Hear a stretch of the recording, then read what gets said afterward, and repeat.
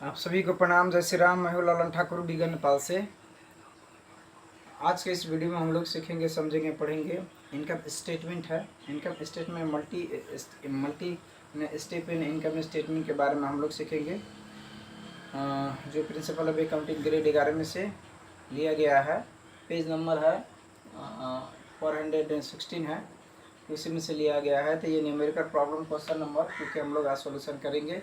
तो सबसे पहले हम लोग को इसमें क्या होता है कि cost of good sold, sales revenue हम लोग को क्वेश्चन में से निकालना पड़ता है, और उसके बाद में कॉस्ट ऑफ गुड सोल्ड निकालना पड़ता है। अगर cost of good sold amount में दिया है तो ठीक है, नहीं तो हम लोग उसके लिए ओपनिंग स्टॉक को जोड़ना होता है। पहले ओपनिंग स्टॉक लिखिए, उसमें नेट परचेज लिख दीजिए, उसके बाद में ना क्लोजिंग स्टॉक हटा दीजिए, तो ये कॉस्ट ऑफ गुड सोल्ड हो जाएगा, उसको लिख देना है।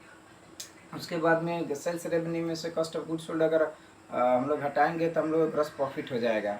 उसके बाद में हम लोग को लेस करना है ऑपरेटिंग एक्सपेंसेस। तो ऑपरेटिंग एक्सपेंसेस के अंतर नीचे होगा general and office and administrative expenses. तो उसका आइटम सब खोज कर हम लोग क्वेश्चन में से लिख देना है। तो total general and office administrative expenses A करके डोनेट कर देंगे। उसके बाद में हम लिखेंगे ना सेलिंग एंड डिस्ट्रीब्यूशन एक्सपेंसेस। तो सेल्स रिलेटेड जितना भी इंफॉर्मेशन होगा उसमें हम लोग लिख देंगे। उसके बाद में total selling and distribution expenses B denote कर देंगे, और ए और बी को जोड़कर ग्रॉस प्रॉफिट में से हम लोग घटा लेंगे, तो इनकम फ्रॉम ऑपरेशन हो जाएगा।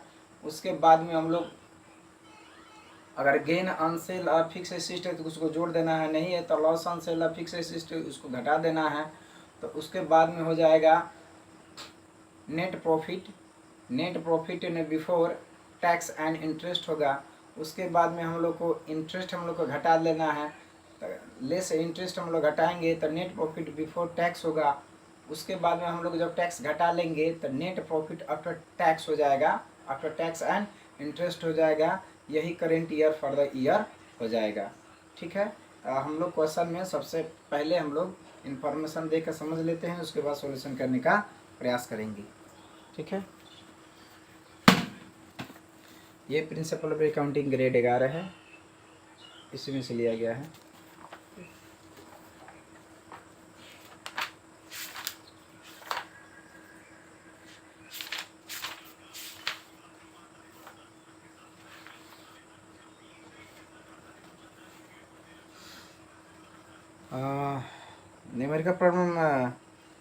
न्यूमेरिकल प्रॉब्लम क्वेश्चन नंबर 2 है। The ledger balance of ABC trading concern on 31 Chaitra last year is given below.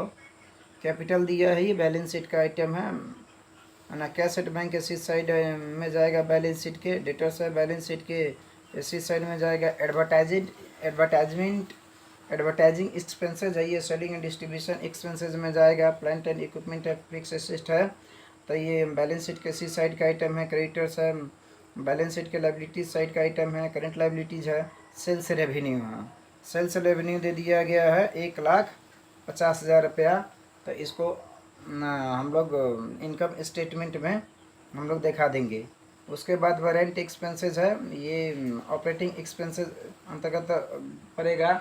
Office and administrative expenses general expenses अंतर्गत पड़ जाएगा, तो इसको दिखा देना है। उसके बाद में ओपनिंग स्टॉक है, तब इसमें कॉस्ट ऑफ गुड सोल्ड नहीं दिया है इन्फॉर्मेशन में, तो हम लोग को ओपनिंग स्टॉक को लिखना है। उसके बाद में परचेज दिया है, उसको जोड़ देना है।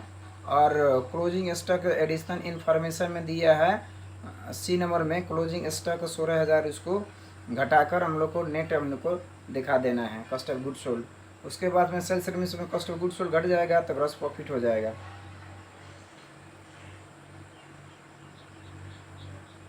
इंटरेस्ट एक्सपेंसेस है, उसको सैलरी एक्सपेंसेस है, ये general expenses office administrative expenses में जाएगा।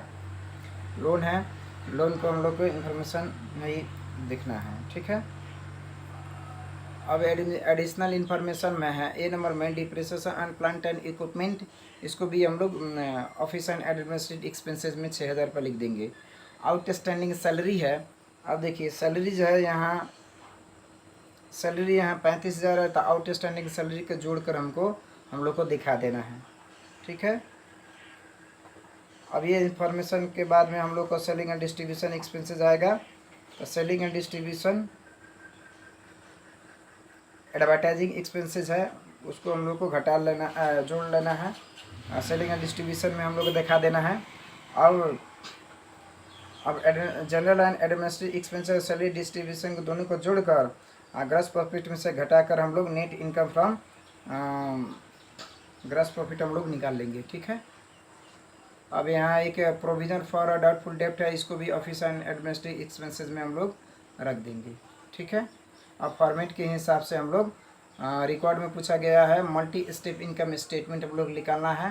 तो फॉर्मेट के हिसाब से हम लोग मल्टी स्टेप इनकम स्टेटमेंट हम लोग निकालने का प्रयास करेंगे। ठीक है, आइए यहाँ देखते हैं अब solution.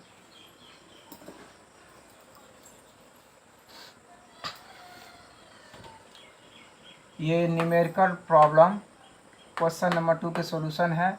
ABC trader multi income statement for the year ended 31 Chaitra last year हो गया। अब आइए यहाँ हम लोग देखते हैं, पार्टिकुलर्स हो गया, अमाउंट आरएस हो गया, अमाउंट आरएस हो गया, सेल्स रेवेन्यू है यहाँ 1,50,000 हो गया। अब less cost of goods sold है। अब इसमें क्वेश्चन में कॉस्ट ऑफ गुड्स सोल्ड नहीं दिया है, तो ओपनिंग स्टॉक को जोड़ना है, प्लस कर देना है, परचेज को जोड़ना है, माइनस क्लोजिंग स्टॉक कर देना है। तो ओपनिंग स्टॉक 15,000 दिया है, परचेज दिया है 50,000, क्लोजिंग स्टॉक दिया 16,000। तो जोड़ घटा करेंगे तो हम लोग 49,000 रुपये आ जाएगा। तो 1,50,000 में से 49,000 घटेगा तो 1,01,000 रुपया हो जाएगा। इसको हम लोग कहेंगे ग्रॉस प्रॉफिट। ठीक है, अब लेस करना है ऑपरेटिंग एक्सपेंसेस। अब ऑपरेटिंग एक्सपेंसेस के इसके नीचे हम लोग को लिखना है general and office and administrative expenses. Administrative expenses भी लिख सकते हैं, ऑफिस एक्सपेंसेस भी लिख सकते हैं, general office and administrative expenses भी लिख सकते हैं। तो इसमें लिखना है रेंट एक्सपेंसेस दिया है 20,000 रुपये लिख दिए। उसके बाद में सैलरी है 35,000 रुपया, एड आउट स्टैंडिंग सैलरी है 4,000। तो 35 4,000 जोड़ देंगे हम लोग तो 39,000 रुपये हो जाएगा। Depreciation on plant and equipment है 6,000 रुपये हम लोग लिख दिए। प्रोविजन फॉर डाउटफुल डेप्ट हम लोग लिख दिए 3,000। अब क्या करना है 20,000 जोड़ना है, 39,000 जोड़ना है, 6,000 जोड़ना है, 3,000 जोड़कर हम लोग टोटल हो जाएगा 68,000 रुपया। तो 68,000 रुपया का हम लोग क्या लिखेंगे, total general and office and administrative expenses A donate करके 68,000 रुपये लिख देंगे। अब हम लोग का करना क्या है, सेलिंग एंड डिस्ट्रीब्यूशन एक्सपेंसेज लिखना है। इसके नीचे हम लोग लिखेंगे एडवर्टाइजिंग एक्सपेंसेज 15,000 रुपया। तो इसको अब लिखेंगे total selling and distribution expenses B denote करेंगे। अब ए को और बी को जोड़ना है, तो 68,000 और 15,000 को जोड़ेंगे तो 83,000 रुपया हो जाएगा। कैसे होगा, total operating expenses A plus B 68,000 plus 15,000 equal to 83,000 हो जाएगा। अब क्या करना है यहाँ ये ग्रॉस प्रॉफिट है, उसमें से टोटल ऑपरेटिंग एक्सपेंसेज हम लोग घटा लेंगे यहाँ। तो अब क्या करना है हम लोग को, income from operation gross profit minus operating expenses. तो 1,01,000 माइनस 83,000 घटाएंगे तो हम लोग को बचेगा 18,000 अमाउंट बचेगा। अब इसमें से अब लोग क्या करना है, लेस कर देना है, इंटरेस्ट एक्सपेंसेस करना है 3,000। तो 18,000 में 3,000 घटेगा तो बचेगा 15,000 रुपया। ये हो जाएगा हम लोग को income before tax, income before tax हो जाएगा। अब इसको इनकम बिफोर टैक्स भी होगा ना, अर्निंग बिफोर टैक्स भी हम लोग लिख सकते हैं 15,000 रुपया। अब लेस करना है टैक्स एक्सपेंसेज। तो टैक्स एक्सपेंसेस गिवन नहीं है तो इसमें नहीं लिख दिए, नहीं लिखना है। तब इसमें से हम लोग को बचेगा अब 15,000 रुपया। तब इस अमाउंट को हम लोग क्या कहेंगे, income after tax, income after tax और अर्निंग आफ्टर टैक्स और प्रॉफिट फॉर द ईयर कह के हम लोग 15,000 रुपया लिख देंगे। यही आंसर हम लोग को हो गया। अब आइए इधर हम लोग थोड़ा देख लेते हैं। ये मेरा कॉन्टैक्ट नंबर है 9801718316 में हमसे कांटेक्ट कर सकते हैं। अकाउंट रिलेटेड कोई भी प्रॉब्लम हो उसको सॉल्यूशन किया जाएगा। ठीक है, अब आते हैं प्रॉफिट फॉर द ईयर 15,000 रुपये आंसर हो गया। अब नोट में क्या समझना है, IAT का अर्थ होता है इनकम आफ्टर टैक्स लिख सकते हैं, EAT का अर्थ होता है अर्निंग आफ्टर टैक्स हो जाएगा, IBT का अर्थ होता है इनकम बिफोर टैक्स हो गया, EBT का अर्थ होता है अर्निंग बिफोर टैक्स हो गया। ठीक है, इसको आप ध्यान में रखिएगा आप लोग। तो अब यहाँ if cost of good sold is not given in the question, in this case we have to calculate cost of good sold as follow. The cost of good sold equal to होगा opening stock plus net purchase minus closing stock होता है। अब पहले हम लोग को net purchase का समझ लेते हैं।